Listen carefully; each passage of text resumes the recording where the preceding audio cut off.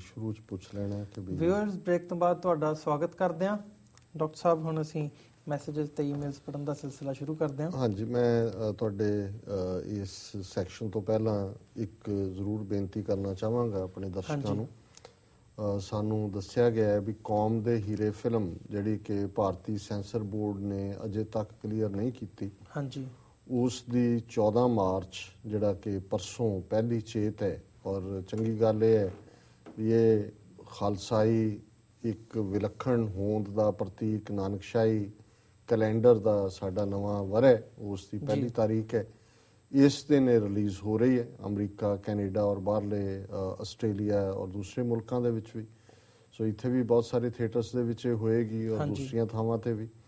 ਸੋ ਅਸੀਂ ਇਹ ਜ਼ਰੂਰ ਅਪੀਲ ਕਰਾਂਗੇ, ਹਾਲਾਂਕਿ ਮੈਂ ਇਹ ਫਿਲਮ ਤਾਂ ਨਹੀਂ ਦੇਖੀ, ਲੇਕਿਨ ਇਹ ਅਸੀਂ ਅੰਦਾਜ਼ਾ ਲਾ ਸਕਦੇ ਹਾਂ ਵੀ ਜਿਵੇਂ ਰਾਜ ਕਾਕੜੇ ਜਿਹੜੇ ਕਿ ਸਾਡੇ TV 84 ਨਿਊਜ਼ 'ਤੇ ਵੀ ਆਉਂਦੇ ਰਹੇ ਨੇ ਔਰ ਉਹਨਾਂ ਨੇ ਡੈਡੀਕੇਸ਼ਨ ਦੇ ਨਾਲ ਕਰੰਟ ਨਵੰਬਰ 84 ਹੋਏ ਸਿੱਖਾਂ ਦੀ ਨਸਲਕੁਸ਼ੀ ਹੋਏ ਉਸ ਸੰਬੰਧੀ ਬੜੇ ਚੰਗੇ ਗੀਤ ਲਿਖੇ ਨੇ, ਗਾਏ ਨੇ। ਔਰ ਜਿਵੇਂ ਅਸੀਂ ਪਹਿਲਾਂ ਵੀ ਦੱਸਿਆ ਸੀ ਕਿ ਇਸ ਫਿਲਮ ਦਾ ਪਲਾਟ ਜਿਹੜਾ ਹੈ ਉਹ ਸ਼ਹੀਦ ਭਾਈ ਬੇਅੰਤ ਸਿੰਘ, ਭਾਈ ਸਤਵੰਤ ਸਿੰਘ, ਭਾਈ ਕੇਹਰ ਸਿੰਘ, ਉਹਨਾਂ ਦੀ ਜੀਵਨ ਕਹਾਣੀ ਨੂੰ ਆਧਾਰ ਬਣਾ ਕੇ ਜਿਹੜਾ ਉਹਨਾਂ ਨੇ ਫਿਲਮਾਇਆ। ਸੋ ਅਸੀਂ ਇਹ ਅਪੀਲ ਕਰਾਂਗੇ ਕਿ ਵੱਧ ਤੋਂ ਵੱਧ ਗਿਣਤੀ ਦੇ ਵਿੱਚ ਦਰਸ਼ਕ ਜਿਹੜੇ ਨੇ ਉਹ ਥੀਏਟਰਸ ਦੇ ਵਿੱਚ ਜਾਣ, ਇਸ ਫਿਲਮ ਨੂੰ ਦੇਖਣ, ਤਾਂ ਕਿ ਇਸ ਦੇ ਨਾਲ ਜਿਹੜੇ ਫਿਲਮ ਮੇਕਰ ਨੇ, ਪ੍ਰੋਡਿਊਸਰ ਨੇ, ਫਾਈਨੈਂਸ਼ੀਅਰ ਨੇ, ਉਹਨਾਂ ਦੀ ਹੌਸਲਾ ਅਫਜ਼ਾਈ ਹੁੰਦੀ ਹੈ। ਔਰ ਇਸ ਗੱਲ ਨੂੰ ਯਕੀਨੀ ਬਣਾਇਆ ਜਾਏ ਕਿ ਹਰ ਸਿੱਖ ਪਰਿਵਾਰ ਇਸ ਨੂੰ ਥੀਏਟਰ 'ਚ ਜਾ ਕੇ ਜ਼ਰੂਰ ਦੇਖੇ। ਕੋਈ ਉਹਦੀ ਪਾਇਰੇਟਡ ਵਰਜ਼ਨ ਜਾਂ ਦੂਜੀਆਂ ਜਿਹੜੀਆਂ ਨੇ ਬੜੀ ਜਲਦੀ ਜਾਲੀ ਜਿਹੀਆਂ ਜਿਹੜੀਆਂ ਨੇ ਉਹ DVDs ਵੀ ਘੁੰਮਣ ਲੱਗ ਜਾਂਦੀਆਂ ਨੇ। ਸੋ ਇਹ ਫਿਰ ਬੇਇਨਸਾਫੀ ਹੋਏਗੀ ਉਹਨਾਂ ਦੇ ਨਾਲ ਜਿਨ੍ਹਾਂ ਨੇ ਮਿਹਨਤ ਕੀਤੀ ਹੈ। ਔਰ ਅਸੀਂ ਚਾਹੁੰਦੇ ਹਾਂ ਵੀ ਇਸ ਥੀਮ ਦੇ ਉੱਤੇ ਜਿੱਥੇ 1 ਲੱਖ ਤੋਂ ਜ਼ਿਆਦਾ ਜਿਹੜੇ ਨੇ ਸਾਡੇ ਵੀਰ ਭੈਣਾਂ ਮਾਰੇ ਗਏ ਨੇ, ਇਸ ਦੇ ਉੱਤੇ ਤੇ ਰੋਜ਼ਾਨਾ ਵੀ ਇੱਕ ਫਿਲਮ ਬਣੇ ਤੇ ਉਹ ਵੀ ਥੋੜ੍ਹੀ ਹੋਏਗੀ ਜਿੰਨੀ ਵੱਡੀ ਇਹ ਟ੍ਰੈਜਡੀ ਹੈ ਜੀ। ਸੋ ਇਹ ਇਨੇ ਰੋ ਦੂਸਰੀ ਤੀਸਰੀ ਅੱਛੀ ਫਿਲਮ ਹੈ ਔਰ ਇਸ ਨੂੰ ਵੱਧ ਤੋਂ ਵੱਧ ਗਿਣਤੀ ਦੇ ਵਿੱਚ ਵੀਰ ਭੈਣਾਂ ਜਾ ਕੇ ਥੀਏਟਰਸ ਦੇ ਵਿੱਚ ਦੇਖਣ। ਜੀ ਡਾਕਟਰ ਸਾਹਿਬ, ਹੁਣ ਤੁਸੀਂ ਸ਼ੁਰੂਆਤ ਕਰੋ। ਡਾਕਟਰ ਸਾਹਿਬ, ਸਾਡੀ ਈਮੇਲ ਹੁਸ਼ਿਆਰਪੁਰੀਆ ਸਿੰਘ ਜੀ ਦੀ ਹੈ। ਉਹ ਲਿਖਦੇ ਹਨ, ਸਰ ਮੇਰਾ ਇੱਕ ਪੰਜਾਬੀ ਹਿੰਦੂ ਦੋਸਤ ਹੈ ਜਿਹੜਾ ਕਿ ਮੇਰੇ ਨਾਲ ਪਹਿਲੀ ਜਮਾਤ ਤੋਂ ਪੜ੍ਹਦਾ ਰਿਹਾ ਹੈ। ਇਸ ਵੇਲੇ ਫੌਜੀ ਅਫਸਰ ਹੈ। ਉਹ ਭਾਰਤ ਦੇ ਉੱਤਰ ਪੂਰਬ ਵਿੱਚ ਤਾਇਨਾਤ ਹੈ। ਉਸਨੇ ਫਿਕਰ ਜ਼ਾਹਿਰ ਕਰਦਿਆਂ ਕਿਹਾ ਹੈ ਕਿ ਭਾਵੇਂ ਭਾਰਤ ਦੀ ਫੌਜ ਬੜੀ ਵਧੀਆ ਹੈ, ਪਰ ਭਵਿੱਖ ਵਿੱਚ ਚੀਨ ਵੱਲੋਂ ਭਾਰਤ ਦੇ ਖਿਲਾਫ ਕਾਰਵਾਈ ਕੀਤੀ ਜਾਵੇਗੀ। ਬਾਰਡਰ ਦੇ ਉੱਤੇ ਸਥਿਤੀ ਬੜੀ ਤਣਾਅਪੂਰਨ ਹੈ। ਚੀਨ ਨੇ ਨੇਪਾਲ ਵੱਲੋਂ ਭਾਰਤ ਵਿੱਚ ਘੁਸਪੈਠ ਕਾਫੀ ਵਧਾ ਦਿੱਤੀ ਹੈ। ਇਸੇ ਤਰ੍ਹਾਂ ਬੰਗਲਾਦੇਸ਼ ਤੇ ਮਿਆਂਮਾਰ ਵੱਲੋਂ ਵੀ ਘੁਸਪੈਠ ਹੋ ਰਹੀ ਹੈ। ਮਾਓਵਾਦੀਆਂ ਕੋਲ ਚੀਨ ਦੇ ਬਣੇ ਲੇਟੈਸਟ ਹਥਿਆਰ ਹਨ। ਬਸਤਰ ਵਿੱਚ ਹੋਇਆ ਨਕਸਲੀ ਹਮਲਾ ਇਸੇ ਦੀ ਇੱਕ ਕੜੀ ਹੈ। ਭਾਰਤ ਦੀ ਮੌਤ ਲਾਜ਼ਮੀ ਨਜ਼ਰ ਆਉਂਦੀ ਹੈ। ਲੱਗਦਾ ਹੈ ਤੁਹਾਨੂੰ ਤੁਹਾਡਾ ਖਾਲਿਸਤਾਨ ਬਹੁਤ ਜਲਦੀ ਹੀ ਮਿਲ ਜਾਵੇਗਾ। ਜੀ ਡਾਕਟਰ ਸਾਹਿਬ। ਵੀਰ ਹੁਸ਼ਿਆਰਪੁਰੀਆ ਸਿੰਘ ਜੀ ਦੀ ਈਮੇਲ ਲਈ ਉਹਨਾਂ ਦਾ ਧੰਨਵਾਦ। ਇਹ ਉਹਨਾਂ ਦੀ ਕਿਉਂਕਿ ਕਰੰਟ ਈਮੇਲ ਹੈ ਅੱਜ ਦੀ, ਉਹਨੂੰ ਅਸੀਂ ਫਿਰ ਕਰ ਲਿਆ ਜੇ ਪਿਛਲੀਆਂ ਰਿਜ਼ਰਵ 'ਚ ਰੱਖੀਆਂ ਨੇ ਜਿਹੜੀਆਂ ਲੰਬੀਆਂ ਚੌੜੀਆਂ। ਉਹਨਾਂ ਦੀ ਈਮੇਲ ਦਾ ਪਹਿਲਾਂ ਅਖੀਰਲੇ ਫਿਕਰੇ ਤੋਂ ਸ਼ੁਰੂ ਕਰੀਏ। ਉਹਨਾਂ ਨੇ ਕਿਹਾ ਜੀ ਤੁਹਾਨੂੰ ਜਿਹੜਾ ਇੰਡੀਆ ਦੀ ਮੌਤ ਯਕੀਨੀ ਹੈ ਜੀ ਤੇ ਤੁਹਾਨੂੰ ਤੁਹਾਡਾ ਖਾਲਿਸਤਾਨ ਮਿਲ ਜਾਏਗਾ। ਸੋ ਮੈਂ ਸਮਝਦਾ ਵੀ ਵੀਰ ਹੁਸ਼ਿਆਰਪੁਰੀਆ ਸਿੰਘ ਆਪਣੀਆਂ ਲਿਖਤਾਂ 'ਚ ਲਿਖਦੇ ਨੇ ਕਿ ਉਹ ਵੀ ਖਾਲਿਸਤਾਨ ਚਾਹੁੰਦੇ ਨੇ, ਖਾਲਿਸਤਾਨ ਦੇ ਹਮਾਇਤੀ ਨੇ। ਸੋ ਸ਼ਬਦ ਤੁਹਾਨੂੰ ਦੀ ਥਾਂ ਸਾਨੂੰ ਕਰ ਲੈਣ ਔਰ ਫਿਊਚਰ ਦੇ ਵਿੱਚ ਵੀ, ਭਵਿੱਖ 'ਚ ਵੀ ਇਸ ਗੱਲ ਦਾ ਧਿਆਨ ਰੱਖਣ ਕਿ ਤੁਹਾਨੂੰ ਜਿਹੜਾ ਹੈ ਇਹਦਾ ਮਤਲਬ ਹੁੰਦਾ ਤੁਹਾਡਾ, ਜਿਵੇਂ ਸਾਡਾ ਉਹਦੇ ਨਾਲ ਕੋਈ ਲਾਗਾ ਦੇਗਾ ਨਹੀਂ ਹੈ। ਸੋ ਅਸੀਂ ਤਾਂ ਆਪਣੇ ਪੰਜਾਬ ਵਿੱਚ ਬੈਠੇ, ਉਸ ਖਿੱਤੇ ਦੇ ਵਿੱਚ ਬੈਠੇ ਵੀਰਾਂ ਭੈਣਾਂ ਦੀ ਮੁਕੰਮਲ ਆਜ਼ਾਦੀ ਦੀ ਲੋਚਾ ਲਈ ਖੁਦ ਦਰਬਦਰ ਹੈ, ਐਗਜ਼ਾਈਲ 'ਚ ਹੈ, ਜਾਂ ਹੋਰ ਕਿੰਨੇ ਸ਼ਹੀਦ ਹੋਏ ਨੇ, ਕਿੰਨੇ ਤੁਰੇ ਹੋਏ ਨੇ, ਤਾਂ ਕਿ ਉਸ ਧਰਤੀ ਦੇ ਲੋਕ ਜਿਹੜੇ ਨੇ ਉਹ ਆਜ਼ਾਦੀ ਮਾਣ ਸਕਣ। ਜਿਹੜੇ ਲੋਕ ਬਾਹਰ ਆਏ ਨੇ ਉਹ ਤਾਂ ਆਲਰੇਡੀ ਇੱਕ ਇੰਡੀਪੈਂਡੈਂਟ ਸੁਸਾਇਟੀ 'ਚ ਰਹਿ ਰਹੇ ਨੇ। ਸੋ ਇਹ ਕੌਮ ਦੀ ਗੱਲ ਹੈ, ਖਾਲਸਾ ਪੰਥ ਦੀ ਗੱਲ ਹੈ, ਖਾਲਸੇ ਜੀ ਦੇ ਬੋਲਬਾਲੇ ਦੀ ਗੱਲ ਹੈ ਔਰ ਖਿੱਤਾ ਉਹੀ ਹੈ ਜਿਸ ਧਰਤੀ ਤੇ ਵੀਰ ਹੁਸ਼ਿਆਰ ਸਿੰਘ ਰਹਿੰਦੇ ਨੇ। ਸੋ ਇਹ ਸਾਡਾ ਨਹੀਂ ਜਾਂ ਤੁਹਾਡਾ ਨਹੀਂ, ਇਹ ਸਾਡਾ ਸਭ ਦਾ ਹੈ। ਕਿਉਂਕਿ ਅਸੀਂ ਵੀ ਜੇ ਸ੍ਰੀ ਅੰਮ੍ਰਿਤਸਰ ਜੀ ਦਾ ਇਸ਼ਨਾਨ ਮੰਗਦੇ ਤੇ ਫਿਰ ਅਸੀਂ ਸਾਰਾ ਖਾਲਸਾ ਪੰਥ 30 ਮਿਲੀਅਨ ਸਿੱਖਾਂ ਦੀ ਹੋਣੀ, ਇਹ ਸਾਡੀ ਹੋਣੀ ਦੇ ਤੌਰ ਤੇ ਹੀ ਹੈ, ਇਹ ਤੁਹਾਡੀ ਦੇ ਤੌਰ ਤੇ ਨਹੀਂ। ਉਹਨਾਂ ਨੇ ਹਵਾਲਾ ਦਿੱਤਾ ਹੈ ਆਪਣੇ ਬਚਪਨ ਦੇ ਦੋਸਤ ਜਿਨ੍ਹਾਂ ਨਾਲ ਉਹ ਪ੍ਰਾਇਮਰੀ ਤੋਂ ਪੜ੍ਹੇ ਔਰ ਉਹਨਾਂ ਦੇ ਕਹਿਣ ਮੁਤਾਬਕ ਉਹ ਨਾਰਥ ਈਸਟ ਦੇ ਵਿੱਚ ਨਾਰਥ ਈਸਟ ਦੇ ਵਿੱਚ ਸਾਰੀਆਂ ਹੀ 6-7 ਸਟੇਟਾਂ ਆ ਜਾਂਦੀਆਂ ਨੇ। ਹਾਂਜੀ ਅਸਾਮ, ਨਾਗਾਲੈਂਡ, ਮਨੀਪੁਰ, ਮਿਜ਼ੋਰਮ, ਮੇਘਾਲਿਆ, ਤ੍ਰਿਪੁਰਾ ਇਤਿਆਦਿਕ। ਜੀ ਸੋ ਜ਼ਾਹਰ ਹੈ ਵੀ ਇਹ ਲੰਬਾ ਬਾਰਡਰ ਹੈ ਔਰ ਨਾਰਥ ਈਸਟ ਹੀ ਜਿਹੜਾ ਹੈ ਇਹ ਸ਼ਾਇਦ ਮੈਂ ਗਲਤ ਨਾ ਹੋਵਾਂ ਤੇ 3000 ਕਿਲੋਮੀਟਰ ਤੋਂ ਜ਼ਿਆਦਾ ਬਾਰਡਰ ਜਿਹੜਾ ਹੈ ਚੀਨ ਦੇ ਨਾਲ ਲੱਗਦਾ ਹੈ। ਸੋ ਇਹੀ ਜਿਹੜੇ ਉਹਨਾਂ ਨੇ 3 ਦੇਸ਼ਾਂ ਦੀ ਗੱਲ ਕੀਤੀ ਹੈ ਕਿ ਜੀ ਉਹਨਾਂ ਰਾਹੀਂ ਘੁਸਪੈਠ ਚਾਈਨਾ ਕਰਾ ਰਿਹਾ ਹੈ। ਨੇਪਾਲ, ਮਿਆਂਮਾਰ, ਇਹਦਾ ਪਹਿਲਾ ਨਾਮ ਬਰਮਾ ਸੀ, ਔਰ ਬੰਗਲਾਦੇਸ਼, ਕਿਉਂਕਿ ਇਹੀ ਉਸ ਦੇ ਨਾਲ ਇਹਨਾਂ ਦਾ ਬਾਰਡਰ ਲੱਗਦਾ ਹੈ। ਔਰ ਉਹਨਾਂ ਦਾ ਇਹ ਵੀ ਕਹਿਣਾ ਹੈ ਕਿ ਵੀ ਜਿਹੜੇ ਮਾਓਵਾਦੀ ਨੇ ਉਹਨਾਂ ਦੇ ਕੋਲ ਲੇਟੈਸਟ ਚੀਨੀ ਬਿਲਟ ਚੀਨ ਦੇ ਬਣੇ ਹੋਏ ਹਥਿਆਰ ਨੇ। ਔਰ ਬਸਤਰ ਜਿਹਦਾ ਅਸੀਂ ਜ਼ਿਕਰ ਕੀਤਾ ਵੀ ਹੈ, ਬਸਤਰਵਾੜਾ ਵੀ ਹੋਇਆ ਇੱਕ ਜਿਹੜਾ ਕੱਲ ਵੀ ਹੋਇਆ, ਇਹ ਵੀ ਉਹ ਖਿੱਤਾ ਉਹੀ ਹੈ ਜਿਹਦੇ 'ਚ 20 ਤੋਂ ਜ਼ਿਆਦਾ ਇੰਡੀਅਨ CRPF ਦੇ ਜਵਾਨ ਮਾਰੇ ਗਏ। ਸੋ ਇਹ ਤਾਂ ਰਿਪੋਰਟਡ ਨੇ ਜਿਹੜੀਆਂ ਘਟਨਾਵਾਂ ਹੁੰਦੀਆਂ, ਬਹੁਤ ਸਾਰੀਆਂ ਅਨਰਿਪੋਰਟਡ ਨੇ। ਔਰ ਜਿਵੇਂ ਅਸੀਂ ਦੱਸਿਆ ਸੀ ਕਿ 1/3 ਜਿਹੜਾ ਭਾਰਤ ਹੈ ਉਹ ਆਲਰੇਡੀ ਨਕਸਲਾਈਟਸ ਦੀ, ਜਿਨ੍ਹਾਂ ਨੂੰ ਮਾਓਵਾਦੀ ਵੀ ਕਿਹਾ ਜਾਂਦਾ ਹੈ। ਹਾਲਾਂਕਿ ਵੈਸੇ ਮੈਨੂੰ ਕਈ ਵਾਰ ਇਸ ਗੱਲ ਦੀ ਹੈਰਾਨੀ ਹੁੰਦੀ ਹੈ ਕਿ ਪਾਕਿਸਤਾਨ ਦੇ ਖਿਲਾਫ ਕਦੇ ਕੋਈ ਇਸ ਕਿਸਮ ਦਾ ਸਬੂਤ ਇੰਡੀਅਨ ਗਵਰਨਮੈਂਟ ਨੇ ਜਾਂ ਉਹਨਾਂ ਦੀ ਜਿਹੜੀ ਵੀ ਕੋਈ ਮੀਡੀਆ ਲਾਈਨ ਹੈ ਉਹਨਾਂ ਨੇ ਨਹੀਂ ਦਿੱਤਾ ਕਿ ਜੀ ਕਸ਼ਮੀਰ 'ਚ ਉਹਨਾਂ ਦੀ ਕੀ ਇੰਟਰਫੀਅਰੈਂਸ ਹੈ ਜਾਂ ਖਾਲਿਸਤਾਨ ਦੇ ਹਵਾਲੇ ਨਾਲ ਹੈ। ਉਹ ਹਮੇਸ਼ਾ ਹੀ ਕਹਿਣਗੇ ਜੀ ISI ਟ੍ਰੇਨਡ ਕਰ ਰਹੀ ਹੈ ਜੀ, ਖਾਲਿਸਤਾਨ ਦਾ ਹੁਣ ਆਹ ਹੋ ਜਾਏਗਾ, ਉਹ ਹੋ ਜਾਏਗਾ, ਪਰ ਕਦੇ ਵੀ ਕੋਈ ਐਸਾ ਸਬੂਤ ਉਹਨਾਂ ਨੇ ਨਹੀਂ। ਲੇਕਿਨ ਬਲੇਮ ਹਮੇਸ਼ਾ ਹੁੰਦਾ, ਕੋਈ ਵੀ ਹੋ ਜਾਏ ਜੀ ਪਾਕਿਸਤਾਨ ਕਰਾ ਰਿਹਾ।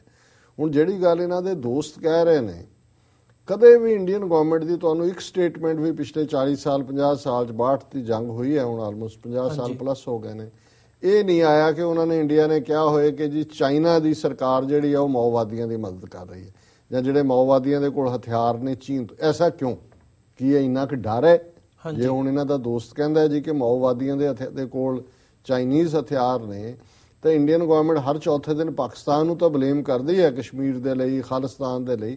ਐਸਾ ਕੀ ਖੌਫ ਹੈ ਇੰਡੀਆ ਨੂੰ ਵੀ ਉਹਨਾਂ ਨੇ ਕਦੇ ਸਟੇਟਮੈਂਟ ਨਹੀਂ ਦਿੱਤੀ ਕਿ ਜੀ ਚਾਈਨਾ ਜਿਹੜਾ ਉਹ ਮਾਓਵਾਦੀਆਂ ਨੂੰ ਹਥਿਆਰ ਦੇ ਰਿਹਾ ਜਾਂ ਮਾਓਵਾਦੀਆਂ ਦੀ ਹੈਲਪ ਕਰ ਰਿਹਾ? ਜਾਂ ਇਹ ਗੱਲ ਝੂਠ ਹੈ ਤੇ ਜਾਂ ਇਹਨਾਂ ਦੇ ਵਿੱਚ ਇੰਨੇ ਗਟਸ ਹੀ ਨਹੀਂ ਨੇ। ਬਾਕੀ ਜਿਹੜੀ ਗੱਲ ਉਹਨਾਂ ਨੇ ਹੋਪ ਦੀ ਕਹੀ ਹੈ ਕਿ ਵੀ ਉਹ ਫੌਜੀ ਅਫਸਰ ਨੇ ਕਿਹਾ ਹੈ ਕਿ ਜੀ ਫੌਜ ਤਾਂ ਸਾਡੀ ਬੜੀ ਵਧੀਆ, ਪਰ ਚੀਨ ਜਿਹੜਾ ਸਾਨੂੰ ਕੁੱਟੇਗਾ। ਇਹ ਜ਼ਾਹਰ ਹੈ ਕਿ ਵੀ ਉਹ ਝੂਠ ਨਹੀਂ ਬੋਲਦਾ ਹੈ। ਔਰ ਇਹ ਗੱਲ ਜਿਹੜਾ ਹੁਣ ਤਾਂ ਉਹ BJP 'ਚ ਵੜ ਗਿਆ ਆ ਕੇ, ਜਿਹੜਾ ਜਨਰਲ ਪਿਛਲਾ ਸ਼ਾਇਦ VK ਸਿੰਘ ਸੀ ਜੀ, ਉਹਨੇ ਇੱਕ ਵਾਰ ਇੱਕ ਇੰਟਰਵਿਊ 'ਚ ਕਹੀ ਸੀ ਕਿ ਵੀ ਅਸੀਂ ਤਾਂ ਕੋਈ ਮੈਚ ਹੀ ਨਹੀਂ ਹੈਗੇ ਚੀਨ ਦੇ ਨਾਲ, ਸਾਡੇ ਕੋਲ ਤਾਂ ਸਾਰਾ ਪਾਰਟ ਹੀ ਆਊਟਡੇਟਡ ਹੈ। ਹਾਲਾਂਕਿ ਜਦੋਂ ਇਸ ਕਿਸਮ ਦੇ ਬਿਆਨ ਜਨਰਲ ਲੈਵਲ ਦੇ ਲੋਕ ਦਿੰਦੇ ਨੇ ਤੇ ਉਹ ਕਈ ਵਾਰੀ ਦਲਾਲੀ ਲੱਭ ਰਹੇ ਹੁੰਦੇ ਨੇ ਕਿ ਵੀ ਜੇ ਚੀਨ ਦਾ ਮੁਕਾਬਲਾ ਕਰਨਾ ਜੀ ਵਧੀਆ ਹਥਿਆਰ ਚਾਹੀਦੇ ਨੇ, ਫਿਰ ਉਹ ਹਥਿਆਰਾਂ ਦੇ ਖਰੀਦੋ ਫਰੋਖਤ ਦੇ ਵਿੱਚ ਹੀ ਵੱਡੀ ਦਲਾਲੀ ਹੁੰਦੀ ਹੈ, ਜਿਹੜਾ ਅਕਾਊਂਟ ਸਿੱਧਾ ਸਵਿਸ ਬੈਂਕਾਂ 'ਚ ਜਾਂਦਾ ਹੈ। ਪਰ ਇਹਦੇ ਬਾਵਜੂਦ ਇਹ ਇੱਕ ਫੈਕਟ ਹੈ, ਜਿਹੜੀ ਗੱਲ ਵੀ ਇਹਨਾਂ ਦੇ ਮਿੱਤਰ ਨੇ ਕਹੀ ਹੈ, ਉਹਨੇ ਇਮਾਨਦਾਰੀ ਦੇ ਨਾਲ ਇਹ ਕਿਹਾ ਵੀ ਸਾਨੂੰ ਜੁੱਤੀਆਂ ਬਹੁਤ ਪੈਣਗੀਆਂ, ਕਿਉਂਕਿ ਇਹਨਾਂ ਨੂੰ ਫੌਜੀਆਂ ਨੂੰ ਫਿਰ 62 ਦੀਆਂ ਵੀ ਯਾਦ ਆ ਜਾਂਦੀਆਂ, ਜਿਹਨਾਂ ਯੂਨਿਟਾਂ 'ਚ ਲੱਗੇ ਨੇ ਕਿ ਵੀ 62 'ਚ ਕੀ ਹੋਇਆ ਸੀ, ਕਿਵੇਂ ਉੱਥੋਂ ਭੱਜੇ, ਕਿਵੇਂ ਉਸ ਵੇਲੇ ਜਿਹੜਾ ਇਹਦਾ ਕਜ਼ਨ ਸੀ ਨਹਿਰੂ ਦਾ ਜਨਰਲ ਕੌਲ, ਜਿਹੜਾ ਈਸਟਰਨ ਕਮਾਂਡ ਦਾ ਸੀ, ਉਹਨੇ ਜਿਹੜਾ ਡਾਇਰੀਆ ਲਵਾਇਆ, ਟੱਟੀਆਂ ਲਵਾ ਕੇ ਦੌੜਿਆ, ਉਹ ਹਸਪਤਾਲ ਦਾਖਲ ਹੋ ਗਏ। ਔਰ ਚਾਈਨਾ ਨੂੰ ਤਾਂ ਕੀ ਰੋਕ ਸਕਣਾ ਸੀ ਉਹਨਾਂ ਨੇ? ਉਹਨੇ ਆਪ ਹੀ ਜਿੰਨੀ ਕੁ ਲੈਣੀ ਸੀ ਲੈਂਡ ਲੈ ਕੇ, ਜਿਹੜੀ 70,000 ਸਕੁਅਰ ਕਿਲੋਮੀਟਰ ਤੋਂ ਜ਼ਿਆਦਾ, ਉਹਨੇ ਵਨ ਸਾਈਡਡ ਸੀਜ਼ ਫਾਇਰ ਹੀ ਅਨਾਉਂਸ ਕਰ ਦਿੱਤਾ ਸੀ। ਅਦਰਵਾਈਜ਼ ਚੀਨ ਨੂੰ ਦਿੱਲੀ ਤੱਕ ਕੋਈ ਰੋਕਣ ਵਾਲਾ ਨਹੀਂ ਸੀ ਜੇ ਚੀਨ ਨੇ ਆਕੂਪਾਈ ਕਰਨਾ ਹੁੰਦਾ। ਸੋ ਅਸੀਂ ਸਮਝਦੇ ਹਾਂ ਵੀ ਇਹ ਜਿਹੜੀ ਲੇਟਲੀ 1991-92 ਤੋਂ ਬਾਅਦ ਇੰਡੀਆ ਸੋਵੀਅਤ ਯੂਨੀਅਨ ਦੇ ਆਰਬਿਟ ਚੋਂ ਨਿਕਲ ਕੇ ਅਮਰੀਕਾ ਦੇ ਆਰਬਿਟ 'ਚ ਆ ਵੜਿਆ, ਜਿਸ ਕਿਸਮ ਦੀਆਂ ਇਹ ਹਰਕਤਾਂ ਕਰ ਰਹੇ ਨੇ ਅਮਰੀਕਾ ਨੂੰ ਖੁਸ਼ ਕਰਨ ਦੇ ਲਈ, ਔਰ ਉਹਦਾ ਨਤੀਜਾ ਹੈ ਵੀ ਚਾਈਨਾ ਨੇ ਇਹ ਠਾਣੀ ਹੋਈ ਹੈ ਕਿ ਵੀ ਇਹਨਾਂ ਨੂੰ ਸਬਕ ਸਿਖਾਣਾ। ਉਹ ਇਹ ਕਹਿੰਦੇ, ਉਹ ਦੇਖਦੇ ਨੇ ਵੀ 62 ਸਬਕ ਸਿਖਾਇਆ ਸੀ, 40-50 ਸਾਲ ਸੌਖੇ ਲੰਘ ਗਏ ਆਰਾਮ ਦੇ ਨਾਲ। ਔਰ ਜੇ ਹੁਣ ਇਹਨਾਂ ਨੇ ਫਿਰ ਪੰਗਾ ਲਿਆ, ਉਦੋਂ ਵੀ ਇਹਨਾਂ ਨੂੰ ਇਹ ਸੱਚਮੁੱਚ ਹੀ ਮੰਨਣ ਲੱਗ ਗਏ ਸੀ ਜੀ ਅਸੀਂ ਸੁਪਰ ਪਾਵਰ ਹੈ। ਨਹਿਰੂ ਦਾ ਦਿਮਾਗ ਖਰਾਬ ਹੋ ਗਿਆ ਸੀ, ਕਿਉਂਕਿ 1959 ਦੇ ਵਿੱਚ ਗੋਆ ਜਿਹੜੀ ਪੁਰਤਗਾਲੀਅਨ ਦੀ ਕਾਲੋਨੀ ਸੀ ਉਹ ਲਿਆ, ਤੇ ਗੋਆ ਦੇ ਵਿੱਚ ਕੁਝ ਵੀ ਨਹੀਂ ਸੀ, ਫਿਊ 100 ਉਹਨਾਂ ਦੇ ਪੋਰਤੁਗੀਜ਼ ਸੋਲਜਰ ਸੀ। ਔਰ ਉਹਨਾਂ ਨੂੰ ਲੱਗਾ ਕਿ ਜੀ ਅਸੀਂ ਤਾਂ ਪੁਰਤਗਾਲ ਨੂੰ ਹਰਾਤਾ, ਅਸੀਂ ਗੋਆ ਕੈਪਚਰ ਕਰ ਲਿਆ। ਔਰ ਇਹ ਨਹਿਰੂ ਨੇ ਉਹਨਾਂ ਨੂੰ ਕਿਹਾ ਸੀ ਕੁਝ ਜਿਹੜੀਆਂ ਡਿਸਪਿਊਟਡ ਏਰੀਆ ਸੀ ਕਿ ਜੀ ਥਰੋ ਦੈਮ ਆਊਟ। ਇਹ ਪੰਗਾ ਇੰਡੀਆ ਨੇ ਲਿਆ ਸੀ। ਔਰ ਹੁਣ ਵੀ ਇਹ ਚਾਈਨਾ ਦੀ ਘੁਸਪੈਠ ਦੀ ਗੱਲ ਹੈ ਜਾਂ ਦੂਜਾ ਹੈ, ਉਹ ਘੁਸਪੈਠ ਤਾਂ ਕੀ ਹੋਏਗੀ, ਪਰ ਚਾਈਨਾ ਇਹਨਾਂ ਨੂੰ ਸਿਗਨਲ ਜ਼ਰੂਰ ਦੇ ਰਿਹਾ ਕਿ ਵੀ ਤੁਸੀਂ ਬਾਜ਼ ਆ ਜਾਓ। ਤੁਸੀਂ ਕਦੇ ਜਾ ਕੇ ਜਾਪਾਨ ਦੇ ਨਾਲ ਸਾਊਥ ਚਾਈਨਾ ਸੀ ਦੇ ਵਿੱਚ ਪੰਗਾ ਲੈਂਦੇ ਹੋ, ਕਦੇ ਜਾ ਕੇ ਤਾਈਵਾਨ ਜਿਹੜਾ ਚੀਨ ਤੋਂ ਟੁੱਟਿਆ ਹੋਇਆ ਹਿੱਸਾ ਹੈ, ਜਿਹਨੂੰ ਚੀਨ ਕਦੇ ਵੀ ਅੱਡ ਦੇਸ਼ ਦੀ ਮਾਨਤਾ ਨਹੀਂ ਦਿੰਦਾ, ਕਦੇ ਤੁਸੀਂ ਉਹਦੇ ਨਾਲ ਜਾ ਕੇ ਸਾਂਝਾਂ ਪਾਉਂਦੇ ਹੋ। ਕਦੇ ਦਲਾਈ ਲਾਮੇ ਨੂੰ ਉੱਥੇ ਤੁਸੀਂ ਧਰਮਸ਼ਾਲਾ ਰੱਖਿਆ ਹੋਇਆ, ਕਦੇ ਉਹਨੂੰ ਬੜਾ ਹਾਈਲਾਈਟ ਕਰਦੇ ਹੋ। ਸੋ ਜੇ ਹੁਣ ਇਹ ਇੰਨੀਆਂ 3-4 ਪ੍ਰੋਵੋਕੇਸ਼ਨਸ ਚਾਈਨਾ ਨੂੰ ਇਹ ਕਰ ਰਹੇ ਨੇ, ਤੇ ਚਾਈਨਾ ਦੇ ਲਈ ਤਾਂ ਇਹ ਉਹ ਬੈਠੇ ਨੇ on the roof of the world. Tibet ਜਿਹੜਾ ਹੈ, ਉਹਨਾਂ ਨੂੰ ਚਾਈਨਾ ਨੂੰ ਕੋਈ ਆਪਣੇ ਟਰੂਪਸ ਭੇਜਣ ਦੀ ਲੋੜ ਨਹੀਂ ਹੈ। ਸਾਰਾ ਇੰਡੀਆ ਜਿਹੜਾ ਹੈ ਉਹਨਾਂ ਦੀ roof of the world Tibet the within 200-300 miles range ਤੇ ਮਿਸਾਈਲ ਰੇਂਜ ਆਉਂਦਾ ਹੈ, ਜਦੋਂ ਕਿ ਇਹਨਾਂ ਦੇ ਪੱਲੇ ਕੁਝ ਵੀ ਨਹੀਂ ਹੈ। ਇਹਨਾਂ ਨੇ 24 ਘੰਟੇ ਨਹੀਂ ਕੱਢਣੇ ਹੈ ਉਹਨਾਂ ਦੇ ਸਾਹਮਣੇ ਫਰੰਟਲ ਪੋਸਟਾਂ ਦੇ ਉੱਤੇ। ਸੋ ਬਾਕੀ ਜਿਹੜਾ ਉਹਨਾਂ ਨੇ ਕਿਹਾ ਕਿ ਜੀ ਇਹ ਚੀਨ ਸਬਕ ਸਿਖਾਏਗਾ ਤੇ ਸਾਨੂੰ ਸਾਡਾ ਮੁਲਕ ਮਿਲੇਗਾ, ਇਹ ਮੁਬਾਰਕ। ਤੁਹਾਡੇ ਮੂੰਹ ਦੇ ਵਿੱਚ ਘਿਓ ਸ਼ੱਕਰ, ਅੱਜ ਕੱਲ ਤਾਂ ਵੈਸੇ ਘਿਓ ਨਹੀਂ ਕਹਿੰਦੇ ਜੀ, ਕੋਲੇਸਟ੍ਰੋਲ ਹੁੰਦਾ ਜ਼ਿਆਦਾ, ਪਰ ਚਲੋ ਜੋ ਵੀ ਤੁਹਾਨੂੰ ਮਿੱਠਾ ਚੰਗਾ ਲੱਗਦਾ, ਗੁਲਾਬ ਜਾਮਣ ਹੀ ਸਹੀ। ਤੇ ਇਹਨਾਂ ਦਾ ਵੀਰ ਹੁਸ਼ਿਆਰਪੁਰੀਆ ਸਿੰਘ ਜੀ ਦਾ ਬਹੁਤ ਬਹੁਤ ਧੰਨਵਾਦ, ਉਹਨਾਂ ਨੇ ਸਾਨੂੰ ਲਿਖਿਆ ਜੀ। ਡਾਕਟਰ ਸਾਹਿਬ ਹੁਣ ਅਸੀਂ ਨੈਕਸਟ ਈਮੇਲ ਪੜ੍ਹਦੇ ਹਾਂ। ਡਾਕਟਰ ਸਾਹਿਬ ਸਾਡੀ ਨੈਕਸਟ ਈਮੇਲ ਆਸਟ੍ਰੇਲੀਆ ਤੋਂ ਗੁਰਸਿੱਖ ਵੀਰ ਜੀ ਦੀ ਹੈ। ਉਹ ਲਿਖਦੇ ਹਨ, ਡਾਕਟਰ ਅਮਰਜੀਤ ਸਿੰਘ ਜੀ, ਵਾਹਿਗੁਰੂ ਜੀ ਕਾ ਖਾਲਸਾ ਵਾਹਿਗੁਰੂ ਜੀ ਕੀ ਫਤਿਹ। ਅੱਜ ਮੈਂ ਤੁਹਾਡੇ ਨਾਲ ਕੁਝ ਗੱਲਾਂ ਸਾਂਝੀਆਂ ਕਰਨੀਆਂ ਚਾਹੁੰਦਾ ਹਾਂ ਰਾਜਨੀਤੀ ਬਾਰੇ, ਤੇ ਅਸੀਂ ਇਸ ਵਿੱਚ ਕਿਵੇਂ ਪਿੱਛੇ ਰਹਿ ਗਏ ਹਾਂ। ਕਿਰਪਾ ਕਰਕੇ ਜੇਕਰ ਕੁਝ ਗਲਤ ਲਿਖਿਆ ਗਿਆ ਹੋਵੇ ਤਾਂ ਉਹ ਸ਼ਬਦ ਕੱਟ ਦੇਣਾ, ਕਿਉਂਕਿ ਮੇਰੇ ਵਿੱਚ ਧਾਰਮਿਕ ਗਿਆਨ ਦੀ ਬਹੁਤ ਹੀ ਘਾਟ ਹੈ ਤੇ ਪਤਾ ਨਹੀਂ ਕਦੋਂ ਕੋਈ ਗੁਸਤਾਖੀ ਹੋ ਜਾਵੇ।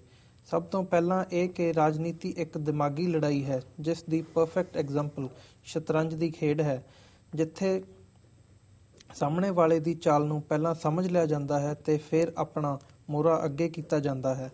ਫਿਰ ਹੌਲੀ-ਹੌਲੀ ਦੁਸ਼ਮਣ ਨੂੰ ਇੱਕ ਕੋਨੇ ਵਿੱਚ ਲਿਆ ਕੇ ਵਾਰੀ ਵੀ ਉਸਦੇ ਸਿਰ ਪਾਈ ਜਾਂਦੀ ਹੈ। ਜੇਕਰ ਉਹ ਚੱਲੇ ਤਾਂ ਵੀ ਮਰਦਾ, ਤੇ ਜੇਕਰ ਨਾ ਚੱਲੇ ਫਿਰ ਵੀ ਮਰਦਾ।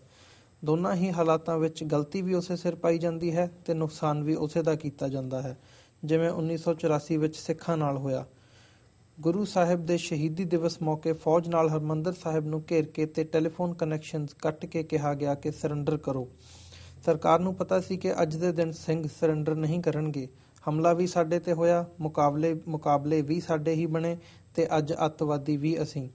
ਜਦੋਂ ਬੰਦਾ ਇਸ ਨੂੰ ਸਿੱਖ ਲੈਂਦਾ ਹੈ, ਫਿਰ ਆਉਣ ਵਾਲੇ ਸਮੇਂ ਦਾ ਪਹਿਲਾਂ ਹੀ ਪਤਾ ਲੱਗ ਜਾਂਦਾ ਹੈ, ਜਿਵੇਂ ਕਿ ਮੌਸਮ ਦਾ ਹਾਲ ਜਾਂ ਜੋਤਿਸ਼ ਵਿਦਿਆ ਦੀ ਫਿਊਚਰ ਪ੍ਰੈਡਿਕਸ਼ਨਸ। ਫਿਰ ਉਸ ਆਉਣ ਵਾਲੇ ਸਮੇਂ ਲਈ ਪਹਿਲਾਂ ਹੀ ਤਿਆਰੀ ਵੱਟ ਲਈ ਜਾਂਦੀ ਹੈ। ਜਦੋਂ ਇਨਸਾਨ ਨੂੰ ਸਮਝ ਆ ਜਾਵੇ, ਫਿਰ ਇਹ ਇੱਕ ਆਦਤ ਤੇ ਨਸ਼ਾ ਵੀ ਬਣ ਜਾਂਦਾ ਹੈ, ਜਿਵੇਂ ਸ਼ਤਰੰਜ ਦੇ ਖਿਡਾਰੀ ਨੂੰ ਖੇਡ ਦੀ ਵਾਰੀ ਦਾ ਨਸ਼ਾ। ਸਭ ਤੋਂ ਵਧੀਆ ਰਾਜਨੀਤਿਕ ਫੈਸਲਾ ਉਹ ਹੁੰਦਾ ਹੈ ਜਿਸ ਵਿੱਚ ਘੱਟ ਤੋਂ ਘੱਟ 3 ਪਾਸਿਆਂ ਤੋਂ ਫਾਇਦਾ ਹੋਵੇ, ਪਰ ਆਮ ਲੋਕ ਇਹ ਨਹੀਂ ਸਮਝ ਸਕਦੇ। ਜਿਵੇਂ ਸ਼ਤਰੰਜ ਦੀ ਬਾਜ਼ੀ ਹਰ ਕੋਈ ਨਹੀਂ ਜਿੱਤ ਸਕਦਾ। ਦੁਸ਼ਮਣ ਨੂੰ ਦੋਸਤ ਬਣਾ ਕੇ ਖਤਮ ਕਰ ਦਿੱਤਾ ਜਾਂਦਾ ਹੈ ਤੇ ਦੋਸਤ ਨੂੰ ਥੋੜਾ ਜਿਹਾ ਦੂਰ ਕਰਕੇ ਦੁਸ਼ਮਣ ਵਾਂਗੂ ਟਰੀਟ ਕੀਤਾ ਜਾਂਦਾ ਹੈ, ਤਾਂ ਕਿ ਲੋਕਾਂ ਨੂੰ ਲੱਗੇ ਕਿ ਇਹਨਾਂ ਦੀ ਆਪਸੀ ਦੁਸ਼ਮਣੀ ਹੈ, ਪਰ ਅਸਲ ਵਿੱਚ ਹੁੰਦੀ ਨਹੀਂ। ਇਸ ਗਿਆਨ ਦੇ ਐਗਜ਼ਾਮਪਲਸ ਵੀ ਅੱਗੇ ਦੇਵਾਂਗਾ। ਰਾਜਨੀਤੀ ਸਾਡੇ ਲਈ ਕੋਈ ਨਵੀਂ ਚੀਜ਼ ਨਹੀਂ ਹੈ, ਇਹ ਗੁਰੂ ਹਰਗੋਬਿੰਦ ਸਾਹਿਬ ਜੀ ਦੀ ਦੇਣ ਹੈ। ਮੇਰਾ ਖਿਆਲ ਹੈ ਇਸ ਤੇ ਮੈਂ ਕਮੈਂਟ ਕਰ ਲਾਂ।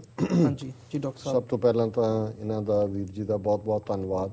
ਉਹਨਾਂ ਦੀ ਇਹ ਈਮੇਲ ਵੀ ਕਾਫੀ ਦਿਨਾਂ ਦੀ ਹੈ ਜੀ, ਪਰ ਮੈਂ ਵੀ ਮੌਕੇ ਦੀ ਤਲਾਸ਼ 'ਚ ਹੁੰਦਾ ਜਦੋਂ ਕਿ ਸਬਜੈਕਟ ਮੈਟਰ ਵੀ ਐਸਾ ਹੋਏ ਜਿਹਨੂੰ ਅਸੀਂ ਡਿਸਕਸ ਕਰ ਸਕੀਏ। ਹਾਂਜੀ, ਦੂਸਰਿਆਂ ਨੂੰ ਵੀ ਅਸੀਂ ਮੌਕਾ ਦੇਣ ਦੀ ਕੋਸ਼ਿਸ਼ ਕਰਦੇ ਹਾਂ, ਪਰ ਕਈ ਵਾਰ ਹਾਲਾਂ ਸਾਨੂੰ ਕੁਛ ਨੇ ਸ਼ਿਕਾਇਤ ਵੀ ਕੀਤੀ ਹੈ ਕਿ ਜੇ ਹੁਣ ਤੁਸੀਂ ਬਹੁਤ ਲੰਬੀਆਂ ਈਮੇਲਸ ਪੜ੍ਹਦੇ ਹੋ ਤੇ ਸਾਡੀਆਂ ਰਹਿ ਜਾਂਦੀਆਂ ਨੇ, ਪਰ ਨਹੀਂ, ਇਸ ਤਰ੍ਹਾਂ ਨਹੀਂ ਹੈ। ਸਾਨੂੰ ਜਦੋਂ ਲੱਗਦਾ ਹੈ ਵੀ ਕੋਈ ਇਸ਼ੂ ਇੰਪੋਰਟੈਂਟ ਹੈ ਤਾਂ ਉਹ ਬੇਸ਼ੱਕ ਸਾਨੂੰ ਤਾਜ਼ਾ ਵੀ ਆਈ ਹੋਏ ਅਸੀਂ ਉਹਨੂੰ ਪਿਕ ਕਰ ਲੈਂਦੇ, ਲੇਕਿਨ ਜਿੱਥੇ ਗੰਭੀਰ ਚਿੰਤਨ, ਗੰਭੀਰ ਵਿਚਾਰ ਵਾਲੀ ਜਿਹੜੀ ਹੈ ਕੋਈ ਵੀ ਲਿਖਤ ਹੈ, ਜਿਵੇਂ ਆਸਟ੍ਰੇਲੀਆ ਤੋਂ ਇਹ ਵੀਰ ਜੀ ਲਗਾਤਾਰਤਾ ਨਾਲ ਸਾਨੂੰ ਲਿਖਦੇ ਨੇ ਔਰ ਇਹਨਾਂ ਨੇ ਕੁਝ ਸਿਧਾਂਤਕ ਪਹਿਲੂਆਂ ਨੂੰ ਟੱਚ ਕੀਤੇ, ਔਰ ਅਸੀਂ ਵੀ ਮੌਕੇ ਦੀ ਤਲਾਸ਼ ਵਿੱਚ ਹੁੰਦੇ ਹਾਂ ਕਿ ਜਿਹੜੇ ਕੁਝ ਪ੍ਰਿੰਸੀਪਲਡ ਸਾਡੇ ਇਸ਼ੂ ਨੇ, ਜੇ ਸਿਧਾਂਤ ਕਲੀਅਰ ਹੋਏ ਤੇ ਬਾਕੀ ਤਾਂ ਸਥਿਤੀ ਘਟਨਾਵਾਂ ਹੁੰਦੀਆਂ। ਘਟਨਾਵਾਂ ਦੇ ਉੱਤੇ ਸਾਡੀ ਪ੍ਰੋਬਲਮ ਇਹ ਹੈ ਕੌਮੀ ਤੌਰ ਦੇ ਉੱਤੇ ਕਿ ਅਸੀਂ ਕਿਸੇ ਵੀ ਘਟਨਾ ਨੂੰ ਤਾਂ ਰਿਐਕਟ ਕਰਦੇ ਹਾਂ, ਸਾਨੂੰ ਚੈਲੰਜ ਸਾਹਮਣੇ ਨਜ਼ਰ ਆਏ ਅਸੀਂ ਡਾਂਗ ਚੁੱਕ ਲੈਂਦੇ, ਸਾਨੂੰ ਪਤਾ ਹੁੰਦਾ ਹੈ ਵੀ ਸਾਡੇ ਭਲੇ 'ਚ ਕੀ ਹੈ ਔਰ ਅਸੀਂ ਅਣਖ ਦਾ ਪ੍ਰਗਟਾਵਾ ਕਰਦੇ ਹਾਂ। ਪਰ ਜਿਹੜੀ ਲੌਂਗ ਟਰਮ ਗੇਮ ਹੈ ਜਿਹਦੇ 'ਚ ਅਸੀਂ ਫਸੇ ਹਾਂ, ਅਸੀਂ ਕੋਈ ਸਾਹਮਣੇ ਜਿਹੜਾ ਉਹਨੂੰ ਚੈਲੰਜ ਦੇ ਵਿੱਚ ਅਸੀਂ ਮਾਰ ਨਹੀਂ ਖਾਂਦੇ, ਪਰ ਅਸੀਂ ਮਾਰ ਖਾਂਦੇ ਹਾਂ। ਜਿਵੇਂ ਇਹਨਾਂ ਨੇ ਬਹੁਤ ਅੱਛੀ ਇਹਨਾਂ ਨੇ ਵੀਰ ਜੀ ਨੇ ਜਿਹੜੀ ਉਦਾਹਰਣ ਦਿੱਤੀ ਸ਼ਤਰੰਜ ਦੀ ਬਾਜ਼ੀ ਦੀ, ਕਿ ਸ਼ਤਰੰਜ ਦੀ ਬਾਜ਼ੀ ਦੇ ਵਿੱਚ, ਔਰ ਜੇ ਕਦੇ ਤੁਸੀਂ ਈਵਨ, ਮੈਨੂੰ ਤਾਂ ਨਹੀਂ ਆਉਂਦੀ ਸ਼ਤਰੰਜ ਖੇਡਣੀ, ਮੇਰਾ ਕਦੇ ਸ਼ੌਕ ਵੀ ਨਹੀਂ ਸੀ, ਹਾਂਜੀ, ਲੇਕਿਨ ਮੈਂ ਇਹ ਜ਼ਰੂਰ ਦੇਖਦਾ ਹੁੰਦਾ ਹੈ ਵੀ ਸਾਡੇ ਹੋਸਟਲਾਂ ਦੇ ਵਿੱਚ ਵੀ ਜਿੱਥੇ ਬੈਠੇ ਚੈਸ ਜਿਹਨੂੰ ਕਹਿੰਦੇ ਨੇ ਖੇਡ ਰਹੇ ਹੁੰਦੇ ਸੀ, ਤੇ ਜਿਹੜੇ ਦੋਨੋਂ ਬੈਠੇ ਨੇ ਆਮੋ ਸਾਹਮਣੇ, ਉਹਨਾਂ ਦੇ ਜੇ ਤੁਸੀਂ ਚਿਹਰਿਆਂ ਵੱਲ ਦੇਖੋ ਤਾਂ ਐਵੇਂ ਹੁੰਦਾ ਸੀ ਕਿ ਭਗਤੀ ਕਰ ਰਹੇ ਨੇ, ਕਿ ਵੀ ਉਹ ਇੰਨੇ ਗੰਭੀਰ ਦੇ ਵਿੱਚ ਉਹਨਾਂ ਦੀਆਂ ਅੱਖਾਂ ਉਹਦੇ ਤੇ ਗੱਡੀਆਂ ਹੋਣੀਆਂ, ਔਰ ਉਹਨਾਂ ਨੇ ਬੜੀ ਜਿਹੜਾ ਪੂਰੀ ਸੋਚ ਕੇ ਇੱਕ ਚੀਜ਼, ਭਾਵੇਂ ਉਹ ਫਿਊ ਸੈਂਟੀਮੀਟਰ ਹੀ ਉਹ ਚੱਲਦੇ ਨੇ। ਸੋ ਉਹਦੇ 'ਚ ਉਹਨਾਂ ਨੇ ਰਾਜਨੀਤੀ ਦੀ ਗੱਲ ਕਰਦੇ ਆ, ਸ਼ਤਰੰਜ ਨੂੰ ਅਲੰਕਾਰ ਦੇ ਤੌਰ ਤੇ ਵਰਤਿਆ ਕਿ ਵੀ ਜਿਹੜਾ ਮੋਹਰਾ ਚੱਲਦਾ, ਜਿਹੜਾ ਸ਼ਤਰੰਜ ਦੀ ਖੇਡ ਖੇਡ ਰਿਹਾ, ਉਹਨੇ ਦੇਖਣਾ ਹੈ ਵੀ ਉਹਨੇ ਚਾਲ ਚੱਲ ਕੇ ਐਡਵਾਂਸ ਕਿਵੇਂ ਹੋਣਾ, ਔਰ ਦੂਸਰੇ ਦੀ ਜਿਹੜੀ ਹੈ ਚਾਲ ਕਿਵੇਂ ਕੱਟਣੀ ਹੈ, ਜਾਂ ਉਹਦੇ ਨੂੰ ਕਿਵੇਂ ਮਾਰਨਾ, ਜਿਹੜਾ ਉਹਦਾ ਪਾਵਰਫੁਲ ਮੋਹਰਾ ਹੈ। ਸੋ ਉਹਨਾਂ ਦੇ ਕਹਿਣ ਮੁਤਾਬਕ ਵੀ ਜਿਹੜਾ ਦੁਸ਼ਮਣ ਹੈ ਜਦੋਂ ਰਾਜਨੀਤੀ ਦੇ ਵਿੱਚ, ਉਹ ਤੁਹਾਡੇ ਵਿਹੜੇ 'ਚ ਆ ਕੇ ਲੜਾਈ ਲੜਨਾ ਚਾਹੁੰਦਾ, ਹਾਂਜੀ, ਟਾਈਮਿੰਗ ਵੀ ਉਹਦੀ ਚੂਜ਼ਿੰਗ ਦੀ ਹੁੰਦੀ ਹੈ, ਔਰ ਉਸ ਦੇ ਲਈ ਬਲੇਮ ਵੀ ਤੁਹਾਨੂੰ ਦਿੱਤਾ ਜਾਂਦਾ ਹੈ। ਔਰ ਉਹਨਾਂ ਨੇ ਫਿਰ ਜੂਨ 84 ਨੂੰ ਯੂਜ਼ ਕੀਤਾ ਇਹ ਗੱਲ ਕਹਿਣ ਦੇ ਲਈ ਕਿ ਉਹਨਾਂ ਨੇ ਦਿਨ ਵੀ ਚੂਜ਼ ਉਹ ਕੀਤਾ, ਗੁਰੂ ਅਰਜਨ ਸਾਹਿਬ ਦਾ ਸ਼ਹੀਦੀ ਦਿਨ, ਪਲੇਸ ਜ਼ਾਹਰਾ ਤੌਰ ਤੇ ਧਾਰਮਿਕ ਸੀ ਕਿ ਵੀ ਤਾਂ ਕਿ ਵੱਧ ਤੋਂ ਵੱਧ ਕਿਲਿੰਗਸ ਹੋਣ, ਫਿਰ ਮੁਕਾਬਲੇ ਵੀ ਉਹਦਾ ਆਧਾਰ ਬਣਾ ਕੇ ਸਾਡੇ ਮੁਕਾਬਲੇ ਵੀ ਬਣਾਏ, ਤੇ ਫਿਰ ਬਲੇਮ ਵੀ ਸਾਡੇ ਵਿਹੜੇ 'ਚ ਸੁੱਟਿਆ ਕਿ ਅਸੀਂ ਆਤੰਕਵਾਦੀ ਹਾਂ। ਕਿ ਵੀ ਇਸ ਮਾਮਲੇ 'ਚ ਉਹਨਾਂ ਦਾ ਇਹ ਕਹਿਣਾ ਹੈ ਕਿ ਇਸ ਰਾਜਨੀਤੀ ਦੀ ਸ਼ਤਰੰਜ ਚਾਲ ਦੇ ਵਿੱਚ ਜਿਹੜਾ ਜੂਨ 84 'ਚ ਵਾਪਰਿਆ, ਜਿਹੜੀ ਬਾਜ਼ੀ ਹੈ, ਉਹ ਸਾਡੇ ਦੁਸ਼ਮਣ ਦੇ ਲਈ। ਔਰ ਮੈਂ ਸਮਝਦਾ ਹਾਂ ਵੀ ਇਹਦੇ 'ਚ ਸਿਰਫ ਇੱਕ ਪਾਰਟ ਨਾਲ ਮੇਰਾ ਥੋੜਾ ਜਿਹਾ, ਮੈਂ ਇਹ ਵੀ ਨਹੀਂ ਹੈ ਕਿ ਮੈਂ ਡਿਸਐਗਰੀ ਕਰਦਾ, ਪਰ ਜਿਹੜਾ ਉਹਨਾਂ ਨੇ ਕਿਹਾ ਕਿ ਵੀ ਜੇ ਉਹ ਉਸ ਦਿਨ ਹਮਲਾ ਨਾ ਕਰਦੇ, ਉਹਨਾਂ ਨੇ ਸਰੈਂਡਰ ਦੇ ਹਵਾਲੇ ਨਾਲ ਕਿਹਾ ਵੀ ਉਹਨਾਂ ਨੂੰ ਪਤਾ ਸੀ ਕਿ ਸ਼ਹੀਦੀ ਦਿਨ ਆ, ਉਹ ਸਰੈਂਡਰ ਨਹੀਂ ਕਰਨਗੇ। ਸ਼ਹੀਦੀ ਦਿਨ ਨਾ ਵੀ ਹੁੰਦਾ, ਉਹਨਾਂ ਨੇ ਸਰੈਂਡਰ ਨਹੀਂ ਸੀ ਕਰਨਾ। ਉਹ ਤਾਂ ਇੱਕ ਸੰਤ ਭਿੰਡਰਾਂ ਵਾਲਿਆਂ ਨੇ ਇਹ ਮਿੱਥਿਆ ਹੋਇਆ ਸੀ, ਔਰ ਜਿਹੜੇ ਉੱਥੇ ਜੂਝੇ ਨੇ 40-50 ਸਿੰਘ, ਉਹ ਤਾਂ ਇਸ ਗੱਲ ਦੇ ਲਈ ਉਹਨਾਂ ਨੇ ਪਹਿਲਾਂ ਹੀ ਚੈਲੰਜ ਕੀਤਾ ਹੋਇਆ ਸੀ ਕਿ ਵੀ ਅਸੀਂ ਆਪਣੇ ਇਸ ਗੁਰਧਾਮ ਦੀ ਰੱਖਿਆ ਦੇ ਲਈ, ਅਕਾਲ ਤਖਤ ਦੀ ਰੱਖਿਆ ਦੇ ਲਈ ਅਸੀਂ ਜਾਨਾਂ ਕੁਰਬਾਨ ਕਰਾਂਗੇ। ਔਰ ਉਹਨਾਂ ਦੇ ਸਾਹਮਣੇ ਬਾਬਾ ਦੀਪ ਸਿੰਘ ਸ਼ਹੀਦ ਦਾ ਮਾਡਲ ਸੀ। ਸੋ ਲੇਕਿਨ ਜੇ ਮੈਂ ਇਸ ਗੱਲ ਨੂੰ ਬਹੁਤਾ ਇਸ ਤੇ ਐਮਫਸਾਈਜ਼ ਨਾ ਕਰਾਂ, ਜਿਹੜਾ ਕੁੱਲ ਮਿਲਾ ਕੇ ਉਹਨਾਂ ਨੇ ਜਿਹੜਾ ਉਸ ਚਾਲ ਦੀ ਗੱਲ ਕੀਤੀ ਹੈ, ਅਸੀਂ ਸਮਝਦੇ ਹਾਂ ਵੀ ਉਹਨਾਂ ਨੇ ਸਾਨੂੰ ਘੇਰਿਆ ਵੀ ਉਸ ਮੁਕਾਮ ਤੇ ਹੈ, ਦਿਨ ਵੀ ਉਹਨਾਂ ਦੀ ਚੂਜ਼ਿੰਗ ਦਾ ਸੀ ਕਿ ਉਹਨਾਂ ਨੇ 3 ਜੂਨ ਗੁਰੂ ਅਰਜਨ ਸਾਹਿਬ ਦਾ ਸ਼ਹੀਦੀ ਦਿਨ ਚੁਣਿਆ। ਬਲੇਮ ਗੇਮ ਜਿਹਦੇ 'ਚ ਫਿਰ ਪ੍ਰੋਪੇਗੈਂਡਾ ਆ ਜਾਂਦਾ ਵੀ ਅਸੀਂ ਤਾਂ ਤਿਆਰ ਨਹੀਂ ਸੀ, ਅਸੀਂ ਚਲੋ ਲੋਕਲ ਡਿਫੈਂਸ ਲਈ ਤਾਂ ਉਹਨਾਂ ਨੇ ਉਨੀ ਤਿਆਰੀ ਕੀਤੀ ਸੀ, ਜਨਰਲ ਸੁਬੇਗ ਸਿੰਘ ਦੇ ਥੱਲੇ ਉਹ ਜੂਝੇ ਵੀ, ਪਰ ਉਸ ਦੇ ਜਿਹੜੇ ਬਾਕੀ ਪਾਰਟ ਸੀ ਕਿ ਵੀ PR ਹੋਏਗਾ, ਸਾਨੂੰ ਬਦਨਾਮ ਕੀਤਾ ਜਾਏਗਾ, ਉਹਨਾਂ ਨੇ ਤਾਂ ਉਸ ਦੇ ਲਈ ਪ੍ਰਬੰਧ ਕੀਤਾ। ਜਰਨਲਿਸਟ ਸਾਰੇ ਬਾਹਰ ਕੱਢ ਦਿੱਤੇ, ਖਬਰ ਉੱਥੋਂ ਨਿਕਲਣ ਨਹੀਂ ਦਿੱਤੀ, ਨਾਲ ਦੀ ਨਾਲ ਝੂਠੀਆਂ ਵੀਡੀਓਜ਼ ਬਣਾ ਕੇ ਦੁਨੀਆ ਭਰ ਦੀਆਂ ਐਮਬੈਸੀਆਂ, ਕੌਂਸੂਲੇਟਾਂ 'ਚ ਭੇਜੀਆਂ। ਉਸ ਤੋਂ 4 ਮਹੀਨੇ ਪਹਿਲਾਂ ਫਰਵਰੀ ਦੇ ਵਿੱਚ ਉਹਨਾਂ ਨੇ ਇੰਗਲੈਂਡ ਦੀ ਮਦਦ ਲਈ, ਉਹਨਾਂ ਦੇ ਸਪੈਸ਼ਲ ਯੂਨਿਟ ਦੀ, ਕੈਨੇਡਾ, ਅਮਰੀਕਾ, ਆਸਟ੍ਰੇਲੀਆ ਨੂੰ ਵੀ ਬਰੀਫ ਕੀਤਾ ਹੋਏਗਾ ਕਿ ਜੀ ਇਹ ਕਰਨ ਦਾ। ਸੋ ਅਸੀਂ ਨਾ ਉਸ ਪ੍ਰੋਪੇਗੈਂਡੇ ਦੇ ਲਈ ਤਿਆਰ ਸੀ ਕਿ ਵੀ ਅਸੀਂ ਆਪਣੀ ਪੋਜੀਸ਼ਨ ਦੇ ਲਈ ਕੋਈ ਤਿਆਰੀ ਕੀਤੀ ਹੁੰਦੀ, ਔਰ ਉਸ ਤੋਂ ਬਾਅਦ ਉਹਨਾਂ ਨੇ ਉਹਨੂੰ ਹੀ ਆਧਾਰ ਬਣਾ ਕੇ ਜੀ ਅੱਤਵਾਦ ਆ ਗਿਆ, ਆਤੰਕਵਾਦ ਆ ਗਿਆ। ਮੈਂ ਉਹਦਾ ਬਰਾੜ ਦਾ ਇੰਟਰਵਿਊ ਕਿਤੇ ਦੇਖ ਰਿਹਾ ਸੀ, ਮੇਜਰ ਜਨਰਲ ਦਾ, ਉਹਦੇ 'ਚੋਂ ਬੜੇ ਦਾਅਵੇ ਨਾਲ ਕਹਿ ਰਿਹਾ ਕਿ ਜੀ ਇਹ ਤਾਂ ਅਸੀਂ ਪ੍ਰੀਐਂਪਟ ਕਰ ਦਿੱਤਾ, ਜੇ ਅਸੀਂ ਹਮਲਾ ਨਾ ਕਰਦੇ, ਪਲੈਨਿੰਗ ਸੀ, ਪਿੰਡਾਂ ਵਾਲਿਆਂ ਨੇ ਖਾਲਿਸਤਾਨ ਦਾ ਐਲਾਨ ਕਰ ਦੇਣਾ ਸੀ, ਪਾਕਿਸਤਾਨ ਦੀ ਫੌਜ ਨੇ ਜਿਹੜਾ ਉਹ ਪੰਜਾਬ ਦੇ ਉੱਤੇ ਅਟੈਕ ਕਰ ਦੇਣਾ ਸੀ, ਕਿਉਂਕਿ ਉਹਨਾਂ ਨੇ ਜੋ ਹੀ ਐਲਾਨ ਹੁੰਦਾ ਪਾਕਿਸਤਾਨ ਨੇ ਮਾਨਤਾ ਦੇ ਦੇਣੀ ਸੀ। ਤਾਂ ਉਹਨੇ ਕਿਹਾ ਜੀ ਕਿ Bangladesh was going to be repeated, ਕਿ ਜੋ ਇੰਡੀਆ ਨੇ ਜਿਵੇਂ ਬੰਗਲਾਦੇਸ਼ ਲਿਬਰੇਟ ਕਰਾਇਆ, ਇਵੇਂ ਖਾਲਿਸਤਾਨ ਹੋ ਜਾਣਾ ਸੀ, ਅਸੀਂ ਤਾਂ ਖਾਲਿਸਤਾਨ ਜਿਹੜਾ ਉਹ ਬਣਨ ਤੋਂ ਬਚਾ ਲਿਆ। ਹੁਣ ਉਹਨਾਂ ਨੇ ਇੱਕ ਪਾਸੇ ਇਹ ਆਰਗੂਮੈਂਟ ਯੂਜ਼ ਕੀਤਾ, ਦੂਸਰੇ ਪਾਸੇ ਉਹਨਾਂ ਨੇ ਆਤੰਕਵਾਦ ਦਾ ਆਰਗੂਮੈਂਟ ਯੂਜ਼ ਕੀਤਾ। ਵਿਦਨ ਸਿੱਖਾਂ ਦੇ ਭੰਬਲ ਭੂਸਾ ਪਾਉਣ ਦੇ ਲਈ ਉਹਨਾਂ ਨੇ ਉਸ ਕਿਸਮ ਦੇ ਦੁਮ ਛੱਲੇ ਕਿ ਜੀ ਪਿੰਡਾਂ ਵਾਲੇ ਹਥਿਆਰ ਲੈ ਕੇ ਕਿਉਂ ਗਏ, ਜੇ ਅਕਾਲ ਤਖਤ ਤੇ ਨਾ ਬਹਿੰਦੇ ਹਮਲਾ ਹੀ ਨਾ ਹੁੰਦਾ, ਹਾਂਜੀ ਲੜਾਈ ਬਾਹਰ ਜਾ ਕੇ ਲੜਦੇ, ਗੁਰੂ ਹਰਗੋਬਿੰਦ ਸਾਹਿਬ ਨੇ ਬਾਹਰ ਜਾ ਕੇ ਲੜੀ। ਇਸ ਕਿਸਮ ਦੀਆਂ ਤੁਸੀਂ ਸਿਧਾਂਤਕ ਤੁਹਾਨੂੰ ਗਰਾਊਂਡ ਤੇ ਚੈਲੰਜ ਕੀਤਾ। ਸੋ ਉਹਨਾਂ ਦੀ ਇਹ ਗੱਲ ਬਿਲਕੁਲ ਠੀਕ ਹੈ ਵੀ ਇਸ ਮਾਮਲੇ ਦੇ ਵਿੱਚ ਜਿਹੜੀ ਚੈਸ ਦੀ ਇਹ ਬਾਜ਼ੀ ਸੀ, ਇਹ ਸਾਡੇ ਦੁਸ਼ਮਣ ਨੇ ਜਿੱਤੀ, ਕਿਉਂਕਿ ਟਾਈਮਿੰਗ, ਪਲੇਸ, ਪ੍ਰੋਪੇਗੈਂਡਾ ਔਰ ਉਸ ਤੇ ਬੇਸਡ ਫਿਰ ਜਿਹੜਾ ਝੂਠੇ ਪੁਲਿਸ ਮੁਕਾਬਲੇ ਬਣਾਣੇ, ਇਹ ਉਹਨਾਂ ਨੇ ਜਿਹੜਾ ਉਹ ਪੂਰੀ ਆਪਣੀ ਉਸ ਗੇਮ ਦੇ ਤਹਿਤ ਕੀਤਾ। ਜੀ ਡਾਕਟਰ ਸਾਹਿਬ, ਡਾਕਟਰ ਸਾਹਿਬ ਅਸੀਂ ਈਮੇਲ ਬ੍ਰੇਕ ਤੋਂ ਬਾਅਦ ਕੰਟੀਨਿਊ ਕਰਾਂਗੇ। ਠੀਕ ਹੈ। ਵਿਊਅਰਸ, ਹੁਣ ਸਮਾਂ ਹੋ ਗਿਆ ਹੈ ਬ੍ਰੇਕ ਦਾ। ਤੁਸੀਂ ਸਾਡੇ ਨਾਲ ਇਸੇ ਤਰ੍ਹਾਂ ਬਣੇ ਰਹੋ। ਅਸੀਂ ਮਿਲਦੇ ਹਾਂ ਇੱਕ ਛੋਟੇ ਜਿਹੇ ਬ੍ਰੇਕ ਤੋਂ ਬਾਅਦ।